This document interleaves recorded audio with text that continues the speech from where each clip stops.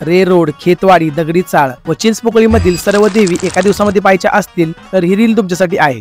तर नमस्कार मित्रांनो, या सर्व देवी लांब लांब असल्यामुळे मी सकाळी लवकर प्रवास सुरू करतो व सगळ्यात पहिले लोकलने भायखळ्याला येऊन पोहोचतो व स्टेशन पासून फक्त 15 मिनिट चालल्यावर आपण दगडी चाळच्या एंट्री गेट पाशी येऊन पोहोचतो। सुरुवातीपासून आज जाईपर्यंत या मंडळाने खूप सुंदर डेकोरेशन केले असून आई माऊलीचे दर्शन घेऊन आपण येतो चिंचपोकळीच्या आई भवानी जवळ। ह्या वर्षीच्या चिंतामणी सारखीच या वर्षीची आई भवानी देखील खूप सुंदर आहे। इथे दर्शन घेऊन आपण लालबागच्या माता जवळ येऊन पोहोचतो। लालबागची ही माता लालबागच्या मंडळामध्ये बसत नसून ती गणेश गल्लीमध्ये बसवली जाते। नेहमीप्रमाणेच या वर्षीची मूर्ती व डेकोरेशन खूप आकर्षक असून माताचे दर्शन घेऊन इथून आपण येतो तेजुगायच्या देवी जवळ व इथे दर्शन घेऊन इथून आपण येतो काळ चौकीच्या दिग्विजय भवानी जवळ। ही सुद्धा मूर्ती खूप सुंदर असून माताचे दर्शन घेऊन इथे थोडी लस्सी पिऊन आम्ही खेतवाडीची आई बघायला ग्रँड रोड स्टेशनला उतरतो। इथून 15 ते 20 मिनिट चालल्यावर आपण येतो खेतवाडीच्या आई जवळ। या वर्षीच्या परळच्या महाराजासारखीच खेतवाडीची आई सुद्धा टॉपची बॅलेन्सिंग देवी आहे।